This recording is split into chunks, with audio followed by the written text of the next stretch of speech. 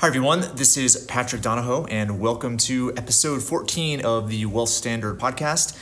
We are still in our first season, but we have just a couple episodes left for our theme, which is life.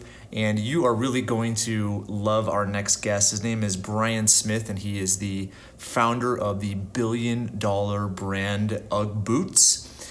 And he has quite the story, but definitely his book and his story exemplify what we've been talking about for the last several months. Now you can go pick up his book on Amazon, and you can also follow him at briansmithspeaker.com. Now it is a video interview, so if you're listening to this, go head over to youtube.com and search for Paradigm Life, and you can watch the video, watch the podcast in video. Now I'm headed off to the Investor Summit at Sea, and if you guys want to follow along, you can follow me on Instagram and Facebook. Just look for Patrick Donahoe, CEO. Now, also, if you like what you hear, definitely go onto iTunes and leave us a good review. That always helps. And go check out our past episodes. We've had a really good season, some amazing interviews, and look forward to the next few that we have coming down the pipe. All right, without further ado, here's my guest today, Brian Smith.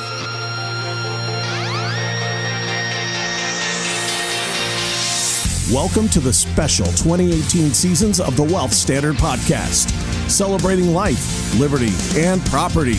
You are currently listening to Life Season 1.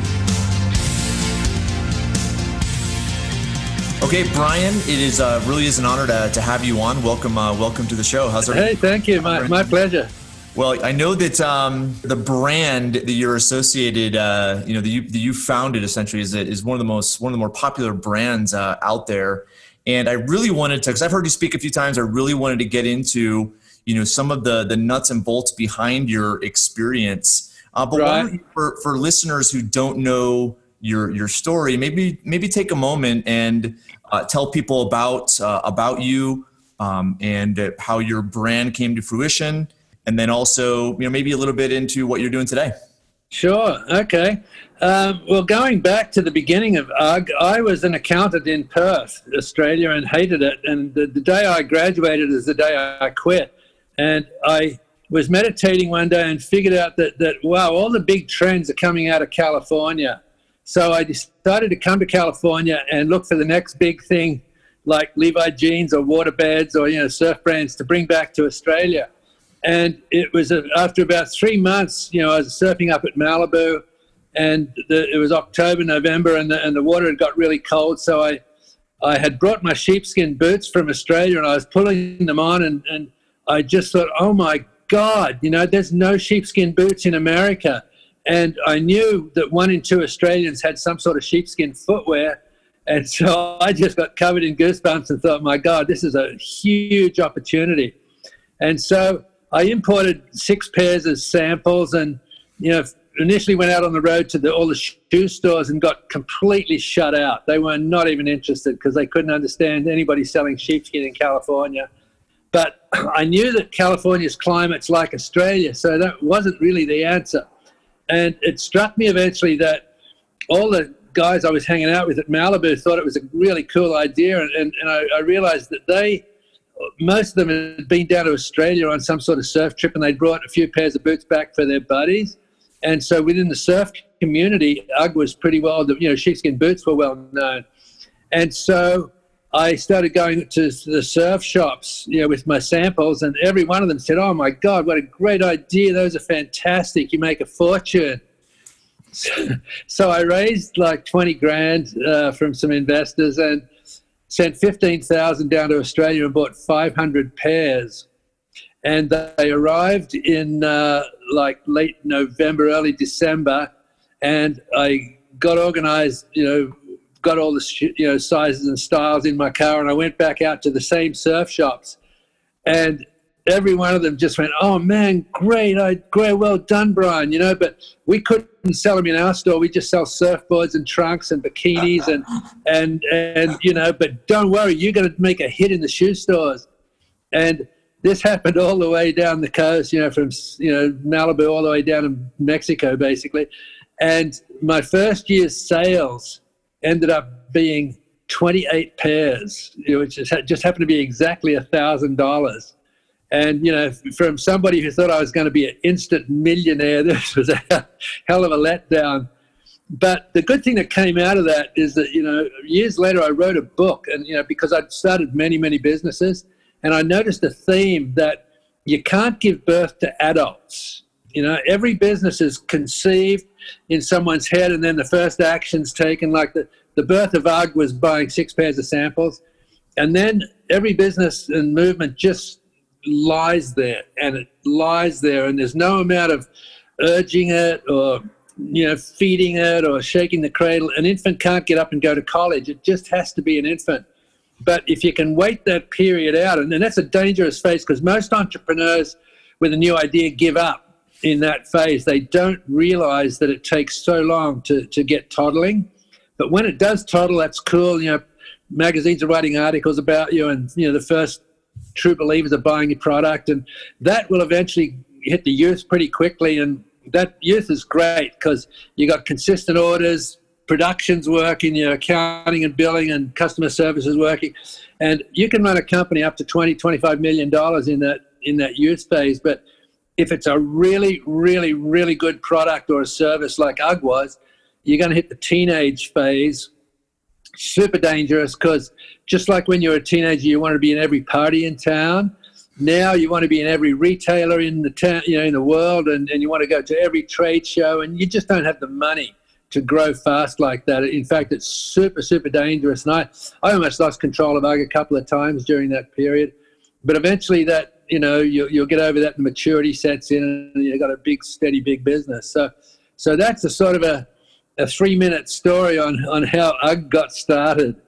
Well, that's you know, it's fascinating, and I know that you're, you know, in your book you talk quite a bit about this, but, you know, it's one of those things where I think some people have, you know, within them this perspective on life where they're looking for opportunities, right? And oftentimes the big ideas don't come in a calculated way. And, you know, I remember one time I was with a buddy of mine, and we were just driving. I think we were going to get lunch or something. And I didn't notice this about myself, but, you know, I was looking at property, looking at real estate. You know, my eyes were everywhere, even though I was driving. He's like, man, you know, this is what you're doing. And he really, you know, picked up on it. But I think that there are many people that look at, you know, the world, and they see problems and they're looking for solutions. Yes.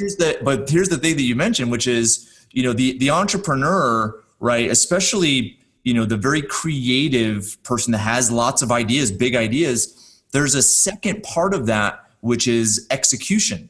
Right? Yes. Where you can have an idea, right? But to actually bring it to fruition in a business, unless you've had that experience, it's very difficult. And I would argue, you know, from the things that I've heard and stories I've heard, and you're in these networks and speak at these networks, which is, if you haven't had that pain, right, it's very difficult to convince a person, right, that the value isn't just in the idea, it's in the execution of very, very, very much so. Yeah.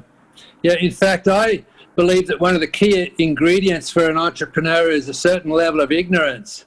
Because if you knew what was ahead, you probably wouldn't start.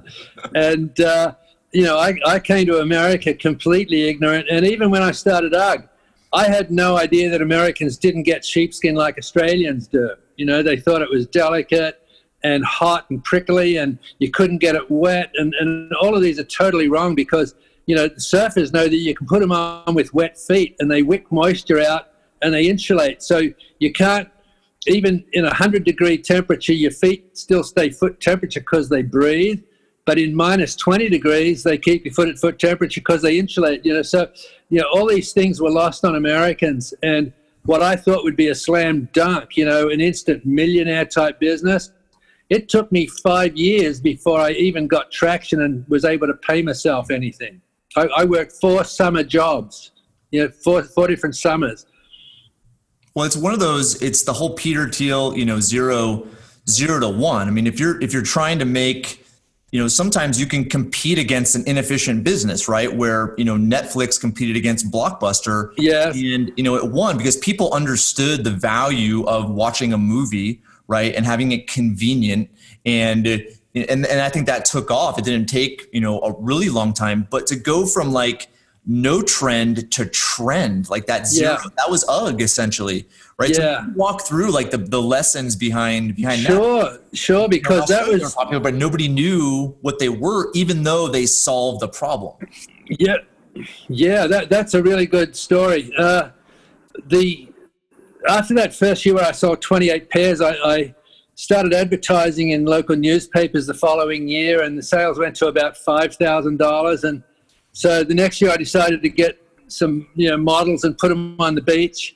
And I did that in I just, didn't really pick, the models were friends of mine. And so the third season I said, okay, I'm going to get professional models and a really good photographer. And we posed them on the beach with, the boots were like that big in the ad, and perfect hair and clothing and sunset and everything. And the sales went to $25,000, and I couldn't figure out why it wasn't getting better. And so, after the third, summer job, I was thinking, what am I, going to do? And I was almost trying to figure out how do I get out of this business? How do I get rid of all these hundreds of pairs of boots? And I was having a beer with one of my surf shop retailers and explaining this problem, and he just goes, "Oh, shut up, Brian." And he calls to these little grommets who, keep their surfboards in the back room, and he says, "You guys, what do you think of UGG?" And, half a dozen 12, 13-year-old kids come out, and they go, "Oh, those Uggs, man, they're so fake. Have you ever seen those ads? Those models, they can't surf." And instantly I knew I'm sending the wrong message to my target market. Mm-hmm. And as every good entrepreneur does, you have to pivot, So I figured, okay, well, what's the problem here? And I called up a buddy who was running a national scholastic surf association with all these young high school kids. And I said, "Pete, you got any young kids who are going to turn pro soon?" And he gave me two names, Mike Parsons and Ted Robinson. And so instead of hiring expensive photographers, I just got my own camera and we went surfing to Black's Beach down in La Jolla and Trestles up in San Onofre. And these are classic surf walks. They're about a mile to get to the water, and there's fantastic surf there. And I just did photographs of these guys walking to the beach. And I knew, I hoped anyway, that all of the young kids reading Surfer magazine would just die to be in a photo going surfing with Mike Parsons at Trestles, And so when I ran those ads in October, November, December, the sales went to $200,000. Jeez. Why? Because I finally connected the right image with my target market. And that was a huge learning experience, because from then on, I became a student of marketing, and that's why UGG became a billion-dollar business. Is I figured out how to get people into the ads. I tried to make them so compelling that anyone reading wanted to be in that photograph. And the weird thing is that the successful ads, the UGG boots were like tiny, like 1/20/30th of the page compared to the original ones, which was all UGG. And the product is immaterial in the ad. It's getting the reader into the environment where they just desperately want to be part of the group, and using that for snowboarding. And then, back in the Midwest, nobody reads Surfer magazine, and there's no mountains, but they all play ice hockey in the winter. So I got into the young ice hockey players, and so using that same method, I was able to get a really, really strong following in all these different areas across the country. So, all right, so let me back up 2 steps, because you look at an entrepreneur, and the entrepreneur sees a problem and figures out a way to solve the problem. But right. Then, going from the 0 to 1, you have to convince people, right, that this solution isn't this, weird, non-trendy solution. Because I would say people, wearing those boots, okay, it's not just going to be naturally intuitive to them that, wow, I should, just wear those boots.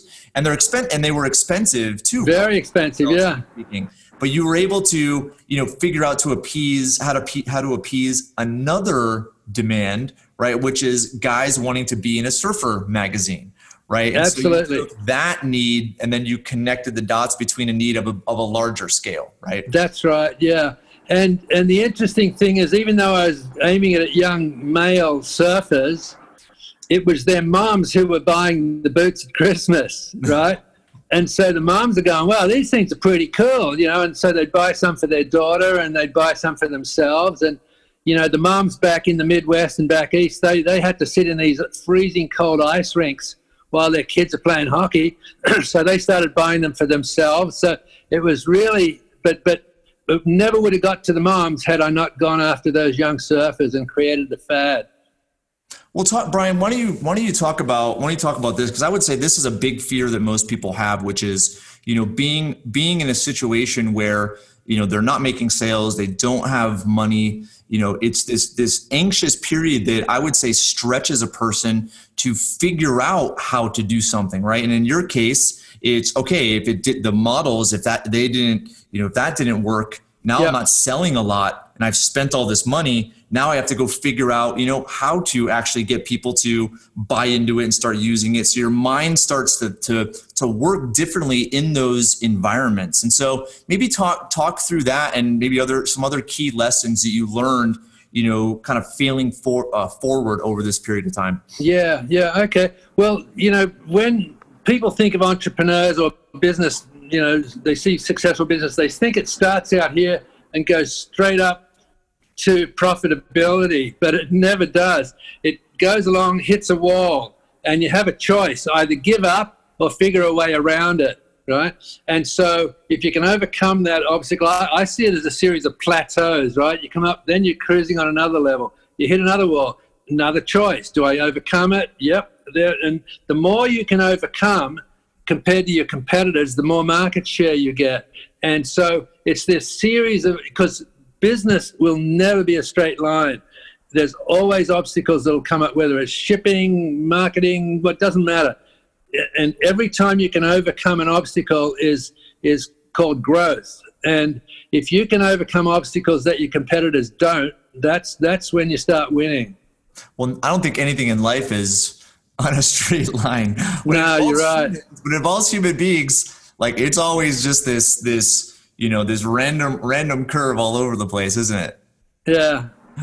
Okay, so let's kind of go into a few questions that I had kind of regarding, you know, your, you know, discovery of yourself as the entrepreneur, right, and how you aligned with others, right? Because, you know, you obviously were solving some problems, figured out the marketing angle. But then, you know, talk about, you know, because going from, you know, 5,000 sales to 25 to 200,000 sales, yeah, you know, you really have to have other people involved. So during this kind of whole process, as you built this, you know, $1 billion brand, right, what did you discover about yourself, and then what did you discover about others in order to form, you know, a viable partnership or a viable, you know? Well, I got a great story that addresses both of those things. Cool. Okay, so let's fast forward, you know, to year number 6. You know, we're doing about $2.5 million in sales, and I borrowed 20 grand to get started, or, you know, got an investment, but I had to buy them out and get bigger investors and buy them out and get bigger investors. And so I now did a deal with these 3 guys in Anaheim, and we were all going to own the company 25% each, right? But there was a provision in the sale of the company that I didn't get my 25% stock until I finished this little trademark lawsuit that was going on, and I knew I'd win that, so I wasn't worried about it. But when I, you know, finished moving all the inventory up to the new warehouse in Anaheim, I went out on the road, and my first stop was Huntington Surf and Sport, you know, and I walked in, and the owner goes, "Hey, Brian, I heard you sold the company." And I went, "What?" And he said, "Yeah, I called an order in this morning and they said you don't own the company anymore." And I said, "You're kidding me? They said that?" And I went, you know, immediately got out of there and I went to the Shell gas station next door and called up the office. I go, "You know, Neil, what are you telling people?" He says, "What do you mean?" I said, you tell them I don't own the company." He said, "Well, you don't." I said, "Yes, I do. You're my 3 new partners." And he goes, "No, you don't get your stock until you finish the lawsuit." And I drove back to San Diego and I was crushed, and I pulled out the agreement and I read it and I reread it. And I went, "Shit, I don't own the company anymore." and I went into this horrible depression. And so is the answer to both, the questions that you asked, and this is both sides of it. What did I learn about my partners? That they saw this transaction in a completely different light to me. They thought they were buying the business, and eventually they'd give up 20% or 25% back to me. But me, I thought I was bringing them into my business as 75% owners. And when I realized they were right, I went into this horrible depression. And it took me three or 4 days to get out of that. And it was actually my wife, because I was lying on my back one night watching TV, and I couldn't make a functional thought for 3 or 4 days. I remember turning the TV off, and I rolled over on my stomach, and I started crawling to bed, right, on my hands and knees. And my wife looked at me and goes, "You get up now and walk to bed like a man." And as soon as she shocked the heck out of me. And as soon as I got up off the floor, I started realizing, oh my God, there's so much more to life than this crappy little business. And what I learned, not exactly then, but in reflection, I learned that I was so identified with my business, I'd lost myself, right? I was a living, breathing human with a spirit, and there's so many options in the world, but I lost myself as Mr. Ugg. And it was a devastating thing. And so many entrepreneurs identify so much that they are the business, that when the business doesn't go right, their life doesn't go right. And really, the message here for every listener is that, hey, you are who you are, and what you do for business is just something you do to pay the bills and keep busy. Ultimately, you and your family and your spouse and your friends, and that's the real life. And don't identify so desperately like I did as who I am being what I do. And I think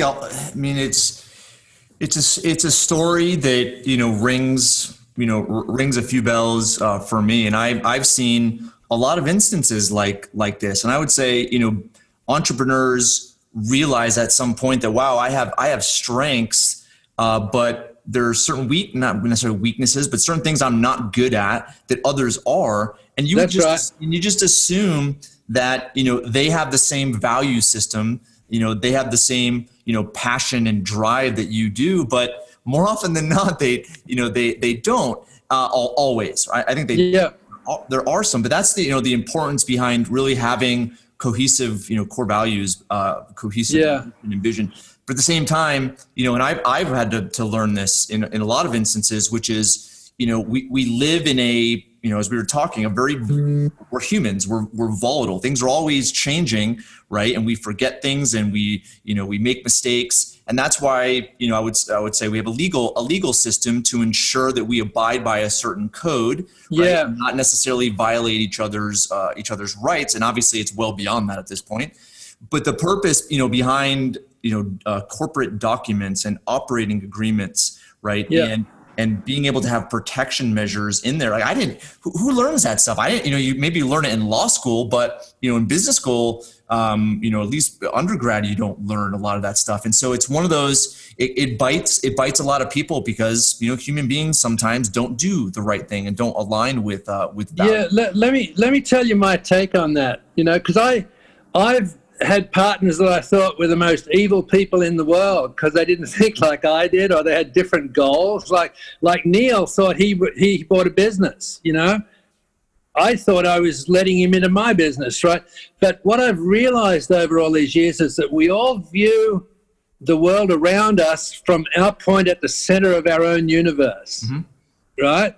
Yep. And so even though these guys were investing in my company, they were doing what they thought was best for them. I was doing what I thought was best for me. And these universes collide, and it's like it happens out in the real universe. The stronger universe takes over the smaller one with the gravitational forces and everything. And if there's two very powerful universes collided, God knows what happens there. The whole thing explodes. And that means, a partnership or a business arrangement can completely explode, or one can fold into the other very neatly and make it even more powerful. Yep. So I've ruled out the fact that there's good guys and bad guys, and sort of comfort myself to saying, well, I didn't understand his motivation as well as I should have. Very well If said. I had have understood his motivation, I wouldn't have gone into business with him. And so if you can figure that out and take the good guy, bad guy away from the equation, you'll make your life a hell of a lot easier and make better choices. That's a very good point. And I think, yeah, I've thought often, that, I think we have a drive to want to be, most people, that is, like, we want to be involved in something. We want to do good. We want to be successful. We want to make progress. We want to grow. Right. And I think, most are built in with this moral code. So you're right. It's one of those, everyone has an initiative. Everyone has, a motivation behind their actions. And I would say, especially as you're getting into, those type of relationships, is understanding the other party. Yeah. Cool. Yeah. It's really important. Well, let's end with this, because I know you have a lot going on in your world. Right. Why don't these are some questions I was just curious to ask you. So, and this is not necessarily related to your business or your past. Okay. It's what's maybe something in the recent couple of months that has surprised you, either about yourself or about the world or about business, or what's something that has surprised you? My life now is sort of revolving around being a keynote speaker. And I wrote a book called The Birth of a Brand. You mentioned that earlier. And it's doing really well on Amazon. And I didn't realize that was going to lead me to the stage, to speak about it. And I've since discovered that I'm really good at speaking. And I'm making quite a lot of money keynoting big events. Like I just keynoted the Inc. 5000 conference, the couple of thousand people. And what surprised me is that I am now in the infancy of a completely new industry, right? So you're never immune from, you can't give birth to adults, right? Mm-hmm. Here I am in the infancy of a whole new industry, and I have to learn all the hard knocks, just like I did with ARG and just like I did with other businesses that I've started. And so the beauty of what I have learned is that I am still open to learning and creating a whole new business entity for myself, which is going to be another 10 to 15. I've had accounting for 15 years. Then I had UGG for 20 years. Then I got into a big concrete and steel business that I created 15 years. And now I'm about to launch into a keynote speaking career, which will be another 10 years, So it's just that I'm so stoked that we all have the capacity to change and grow. And as long as you keep an open mindset, my biggest challenge is understanding social media, because it's like a generational thing, But if I don't, I'm going to be a dinosaur. So I just force myself to carry on and learn it. And that's what keeps me, active and alert, is just delving into all these new things. Well, it's one of those, I think we're compelled to always grow, right? And it doesn't matter what age you're at, and even getting into older age, I would say that the cycle of growth is influential then. And if you don't have that mindset, then something's going to happen to compel you to grow, whether you want to or not. Yeah, the alternative is getting old in an old person's home, and that's not where I want to. I don't see myself there. All right, so here's another question. What's maybe an individual or a character maybe that has positively influenced you recently? There's a guy that I met on a cruise in December who was a great. I've known about him for years, but I finally met him. His name is Les Brown, and I'm sure you've heard of him. And we had a fabulous time on a cruise together where we were both speaking, and to watch him perform and see the absolute level of excellence that he commands from a stage, even though it's a small stage we were on, was truly inspiring. And to have him critique my talk was a thrill. And he was sitting in the very back row when I gave my talk, and he was the first one to stand up and give me a standing ovation. Yeah, that was a huge thrill for me. And it made me realize, wow, you know, I can even affect somebody that good. So that was a huge thrill for me, and that spurs me on to be a better and better speaker every time I go on stage. I bet.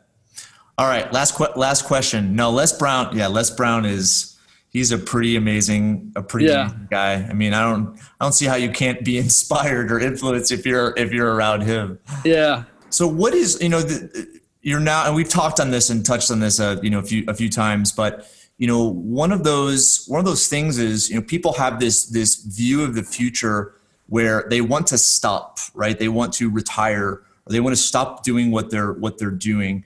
And, right. You know, I've often thought that relates more to not liking what they're doing, okay, than it is stopping. Yeah. Stop doing because right now, I mean, you don't have to do what you're doing, but yet you're in your third, you know, I would say career, if you totally, yeah, or calling. It sounds more like a calling now. But what is it? What have you identified inside of you that just keeps fueling you to, you know, be in Austin where you are right now, go to Colorado and speak there? Like, what have you identified as that fuel? Well, I love the entrepreneurial process. And right now, if I had to segment that, I really love women entrepreneurs. And I think that stems from the fact that, you know, I remember the biggest fights in my family was when my mother wanted to go out and get a job and my father absolutely refused to let her do it. You know, to the point where if you get a job, you're out of this house. You know, that was how vicious it was. And so she didn't, because she didn't have the financial means to get out. And I always thought that was so unfair. And so now I just want to empower women to get into entrepreneurial, events so that they can be independent and it becomes their choice on how they live their lives. And so, but also, I mean, any entrepreneur, I love being a catalyst. And my book is really, and again, that's called The Birth of a Brand. The book itself is a roadmap for entrepreneurs. And it's, you know, I've told you a couple of down stories, but in that book, there's 20 stories that are downers and 20 stories that are uppers, and it's like a roller coaster. Everybody tells me it's a really fast read because I'm sure they're not sure I'm going to be around next chapter. That's a page turner. Yeah, and so it's a really easy book to read.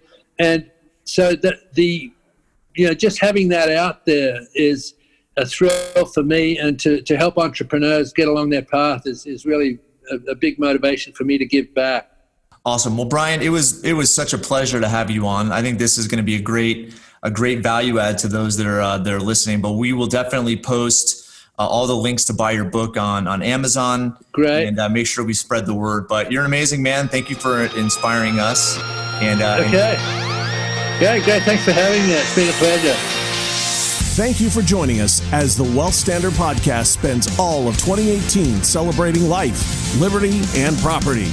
Be sure to leave us a review on iTunes, and we'll see you on the next one.